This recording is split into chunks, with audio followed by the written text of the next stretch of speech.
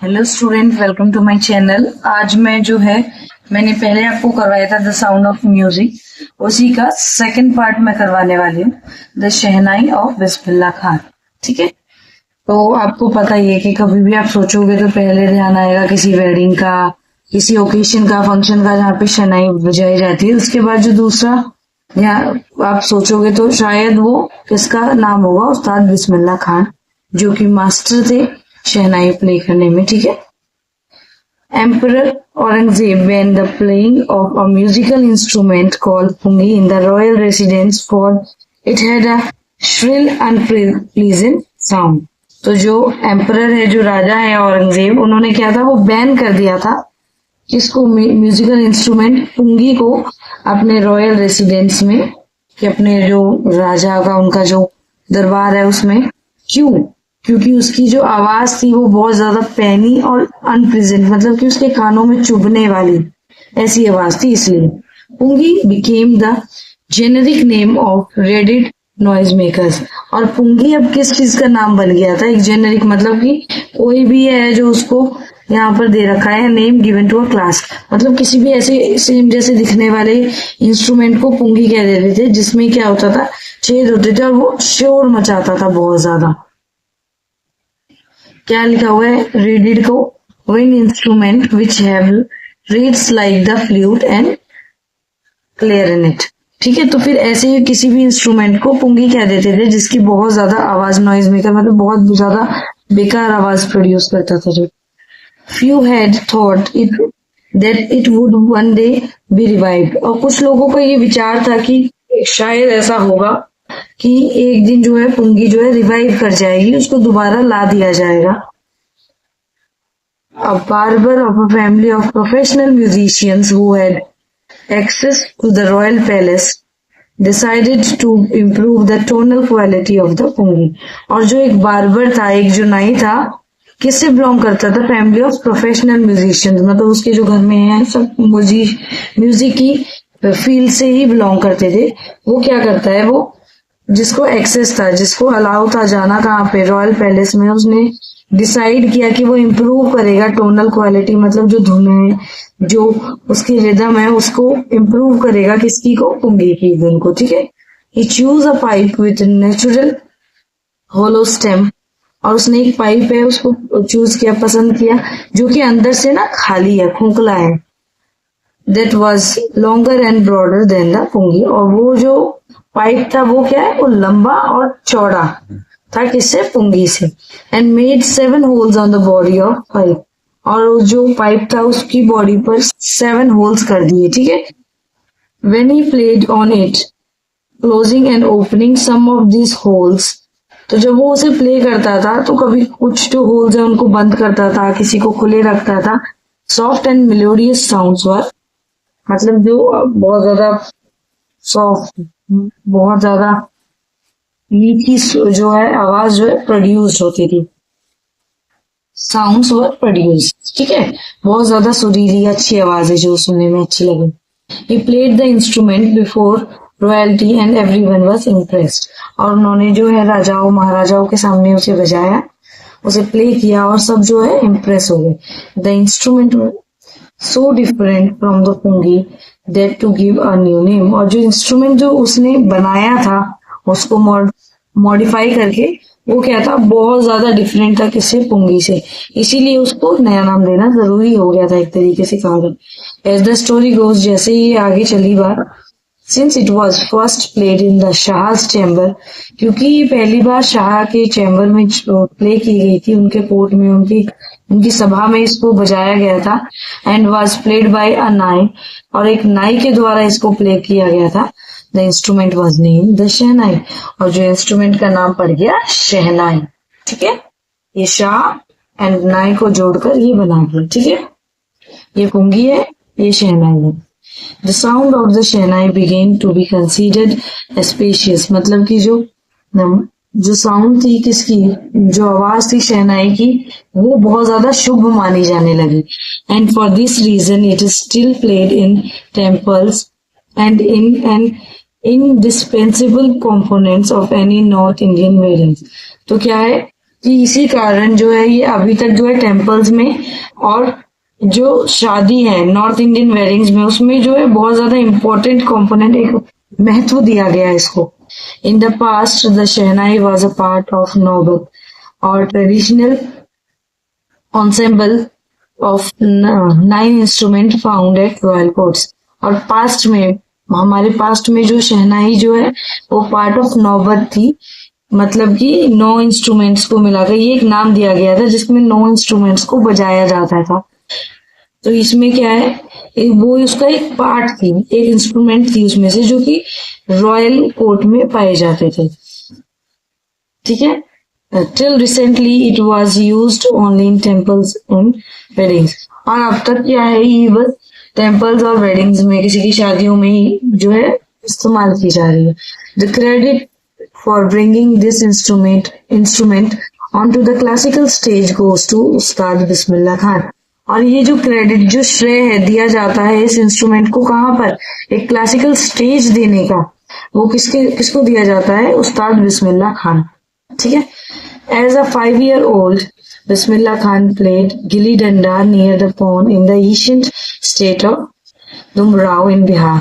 और जब वो 5 साल के थे, कौन, बिस्मिल्लाह खान जो थे, वो क्या खेलते थे, वो गिल्ली डंडा खेलते थे एक पॉन्ड पे, तालाब पे के पास, जो कि कहाँ, दुमराव में था। और इन बिहार में है ये दुमराव, तो वहां पर ये गिल्ली डंडा खेलते थे पॉन्ड के पास। ठीक है, he would regularly go to the nearby Bihariji temple to sing the Bhojpuri Chaita, at the end of which he would earn a big laddu weight 1.2 kg। और वो क्या करते थे, वो रेगुलरली जाते थे कहाँ पे, बिहारी जी मंदिर पे, जहां पर वो एक भोजपुरी जो चैता है, कोई उनका गाना होगा, कोई भजन होगा, उसे गाते थे। और जब वो खत्म होता था उसके बाद वो क्या उन्हें मिलता था, वो अर्न करते थे, वो पाते थे एक बड़ा लड्डू जो कि ऑलमोस्ट 1.2 kg का, एक किलो 200-250 ग्राम का जो है वो लड्डू होता था जो उन्हें मिलता था। A prize given by the local maharaja. और ये जो लड्डू था ये इनाम दिया जाता था वहां के लोकल महाराजा के द्वारा। This happened 80 years ago। और ये जो बात है ये 80 साल पुरानी है, और भी पुरानी होगी क्योंकि ये जब लिखी गई ये कॉन्सेप्ट, तो ये पढ़ते पढ़ते काफी टाइम हो गया बच्चों को, तो ये पुरानी ही बातें हैं। And the little boy has travelled far to earn the highest civilian award in India, the Bharat Ratna. और जो है उसके बाद जो लड़का है छोटा सा, कौन, बिस्मिल्लाह खान जो है, उन्होंने बहुत सफर किया और अर्न किया क्या, highest civilian award in India, और जो है जिसका नाम है द भारत रत्न। ये जो छोटे प्राइज से, एक जो लड्डू की उससे लालच से आगे चल के वो उसकी जर्नी इतनी ज्यादा बड़ी हुई कि उन्होंने भारत रत्न को प्राप्त किया। Born on 21st March 1916, Bismillah Khan belongs to a well-known family of musicians from Bihar। और कब वो उनके जन्म हुआ, 21 मार्च 1916 में। और ये बिलोंग करते थे, बिस्मिल्लाह खान, एक बहुत अच्छी म्यूजिशियंस की फैमिली से जो कि बिहार में थे। Is Nawaz of the Bhojpur king को, सॉरी काटो, अरे रुक, काटो।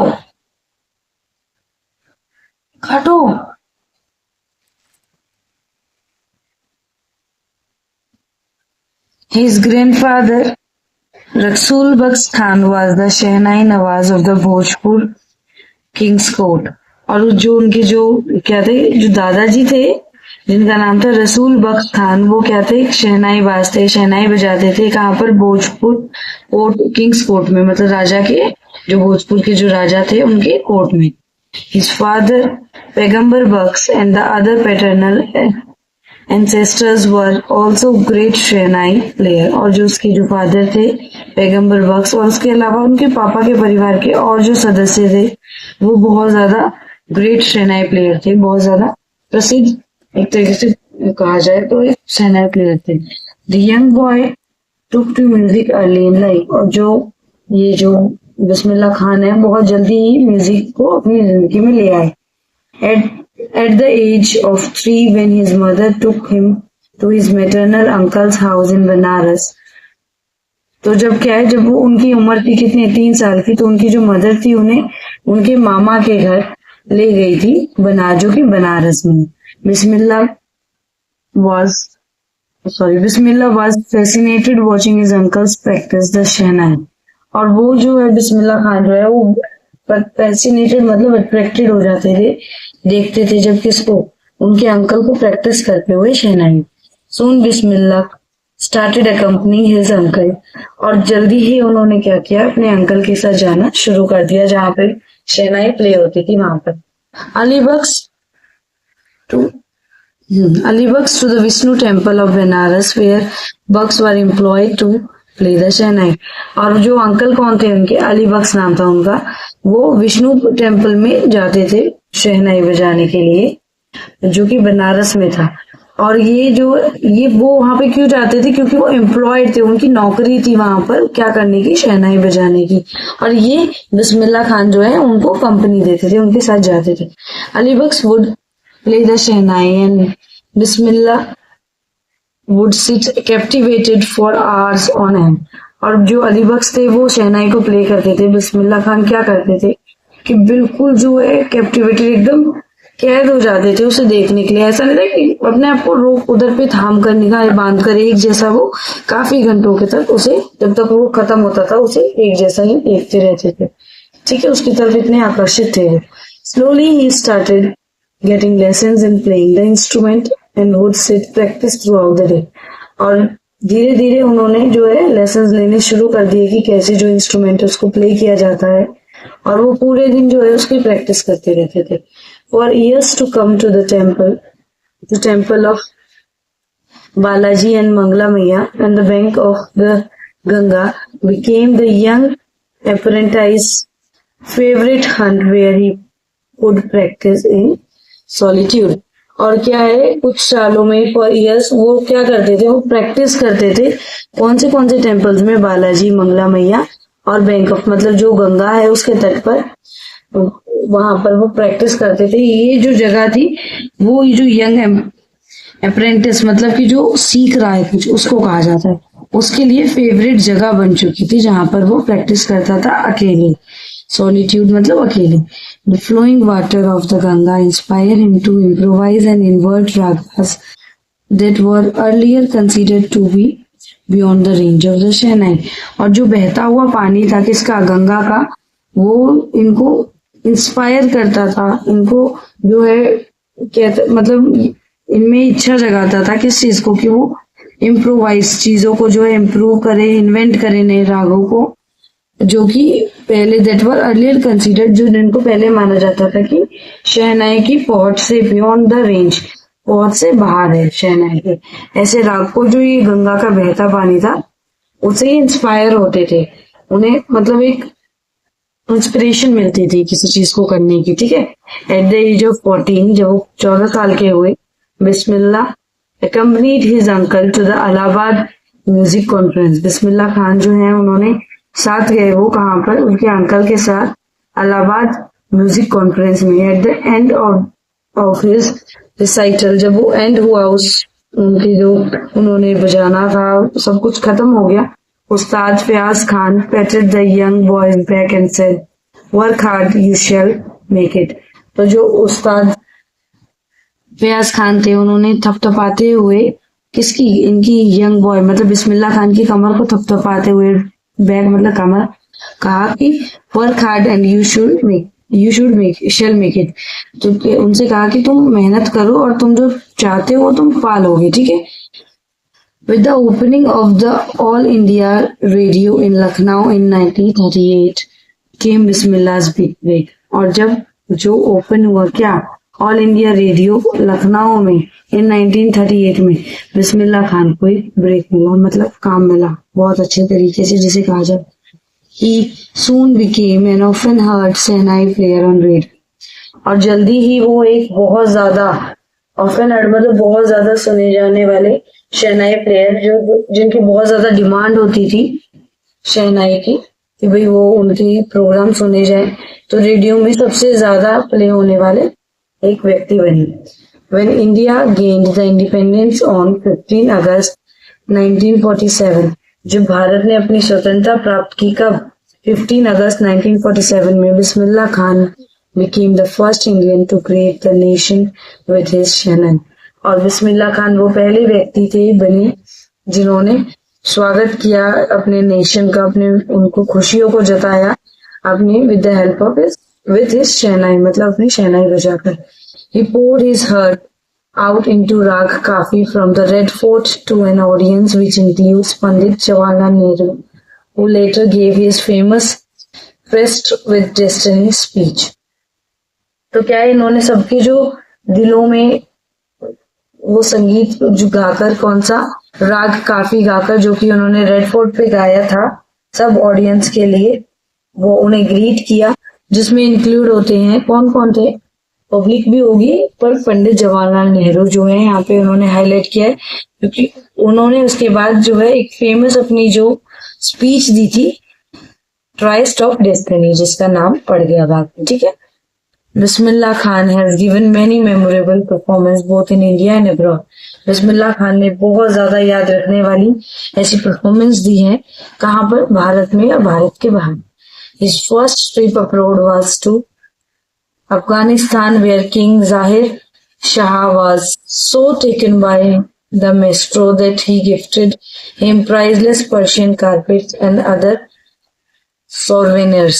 मतलब क्या था कि उनकी जो फर्स्ट ट्रिप थी वो कहाँ थी? अफगानिस्तान के लिए थी, जहां पर जो किंग जाहिर शाह थे उन्होंने इतने ज्यादा वो इम्प्रेस हुए थे उससे, इतना ज्यादा उनकी जो सेनाई की धुन से आकर्षित हुए, अच्छा लगा उन्हें कि उन्होंने बहुत ज्यादा पर्शियन कारपेट्स और वहां की याद के तौर पे उधर की कोई चीजें उन्हें गिफ्ट की, ठीक है।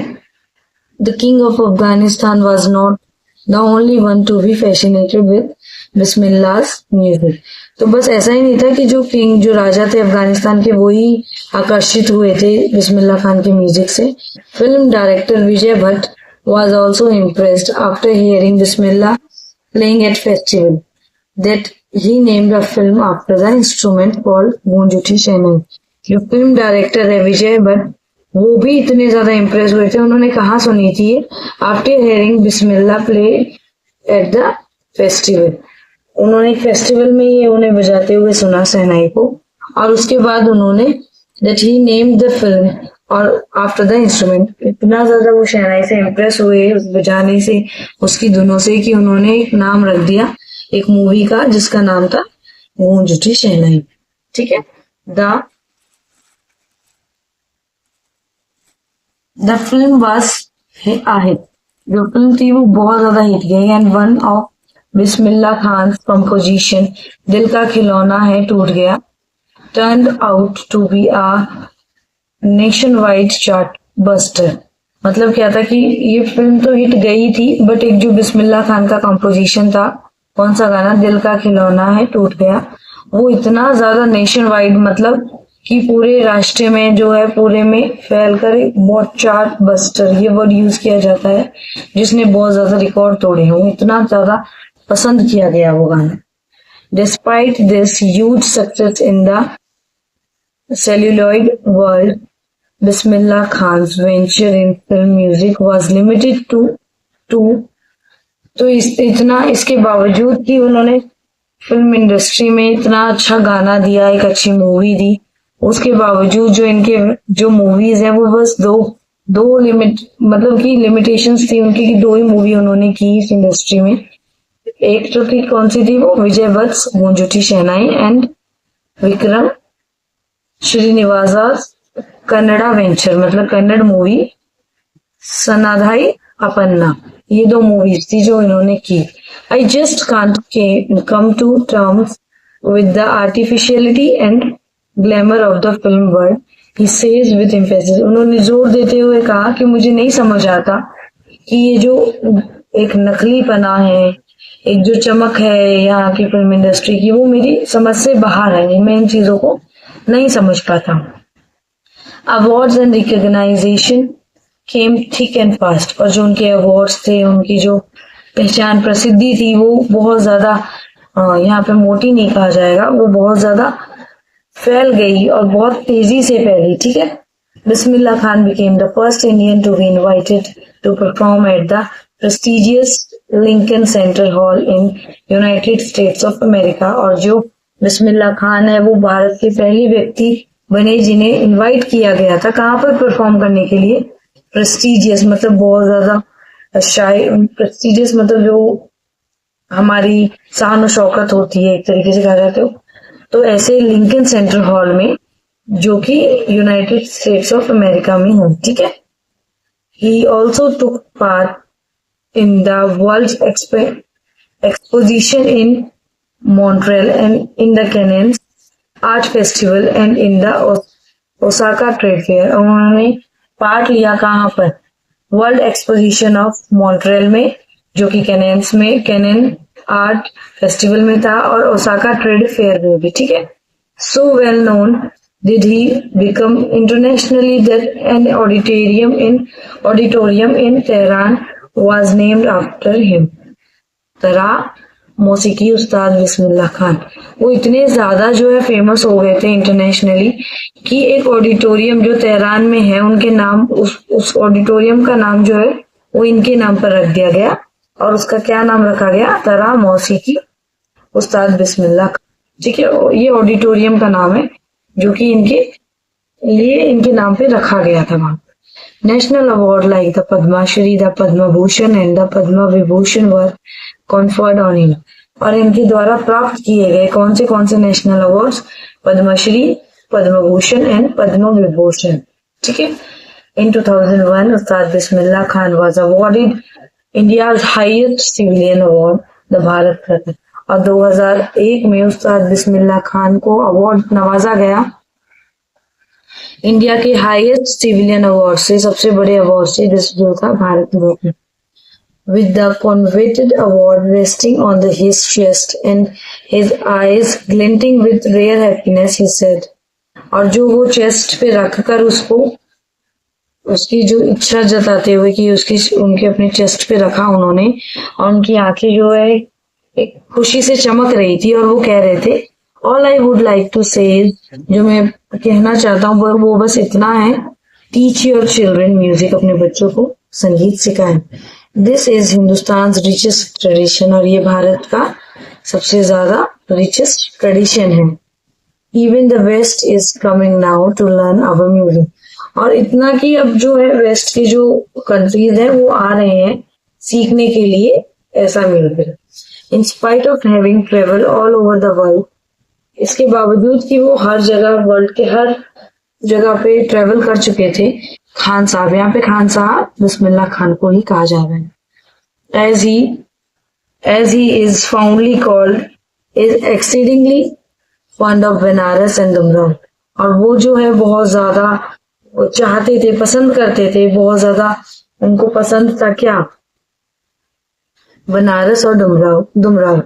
And they remain for him the most wonderful town of the world. और वो हमेशा ही उनके लिए जो वर्ल्ड के सबसे ज्यादा सुंदर टाउन, छोटे शहर मान उनके लिए थे कि भाई सबसे ज्यादा सुंदर है, इनसे ज्यादा सुंदर कुछ नहीं है, वर्ल्ड का कोई कोना नहीं है।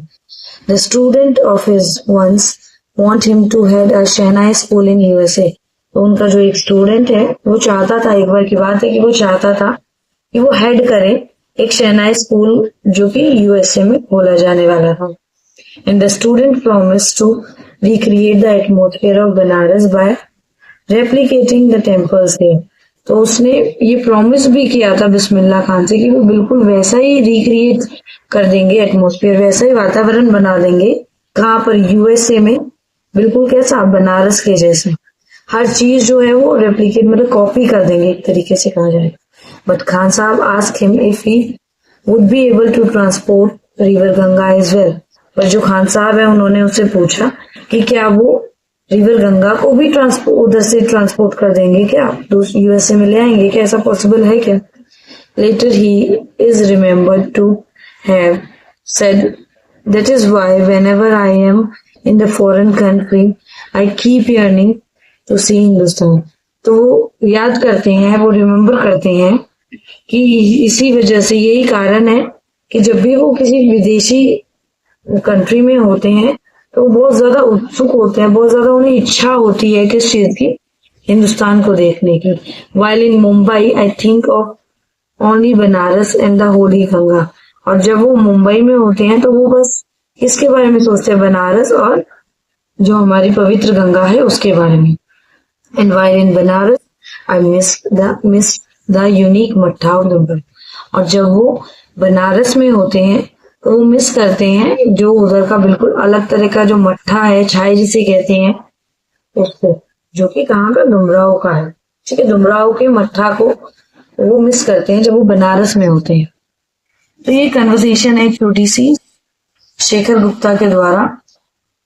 व्हेन पार्टीशन हैपेंड, वो क्वेश्चन कर रहे हैं उससे, किससे, बिस्मिल्लाह खान से। When partition happened didn't you and your family think of moving to Pakistan. तो वो पूछ रहे हैं उनसे कि जब पार्टीशन हुआ था, जब बंटवारा हुआ था, क्या आपने और आपके परिवार ने नहीं सोचा कि हमें जो है पाकिस्तान पे चला जाना चाहिए वहां। बिस्मिल्लाह खान, गॉड फॉरबिड, भगवान बख्शे, ठीक है, मुझे बचाए भगवान। लीव बनारस, वो कहते हैं कि बनारस को छोड़ना, नेवर, कभी नहीं। I went to Pakistan once, मैं एक बार पाकिस्तान गया था। I cross the border just to say I have been to Pakistan. मैंने जो है बॉर्डर क्रॉस किया और ये सिर्फ ये कहने के लिए कि हाँ मैं पाकिस्तान जा चुका हूँ। I was there for about an hour, मैं कुछ आधे घंटे, नहीं सॉरी, 1 घंटे के लिए वहां पर रहा। I said namaskar to the Pakistanis and salaam alaikum to the Indians. I had good luck. तो वो कह रहे हैं कि बस मैंने वो 1 घंटे के लिए रहा, मैंने किस लिए किया ये, कि मैं गया, जो पाकिस्तानी थे उनसे मैंने नमस्कार किया और जो इंडियन थे उनसे अस्सलाम वालेकुम किया, और वो ये बोलकर हंस पड़े। ठीक है। Ustad Bismillah Khan life is perfect example of rich cultural heritage of India. तो इनकी जो लाइफ है बिस्मिल्लाह खान की, वो एक बहुत ज्यादा परफेक्ट एग्जाम्पल है जो दर्शाता है हमारी सभ्यता को, हमारे भारत के कल्चर को, कि वो कितना ज्यादा रिच है।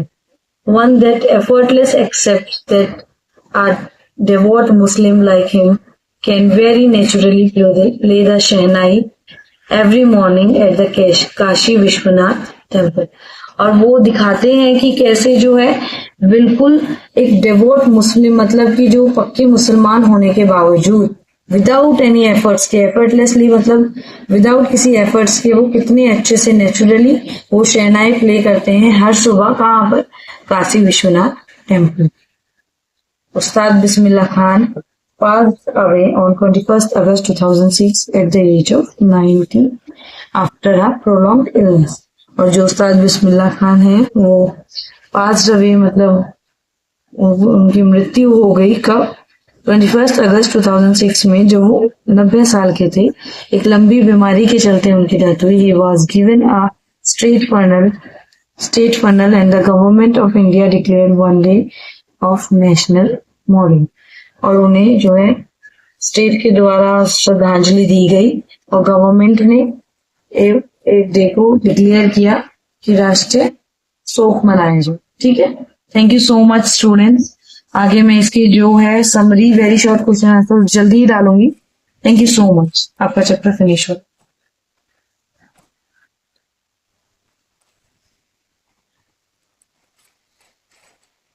कितने बज गए?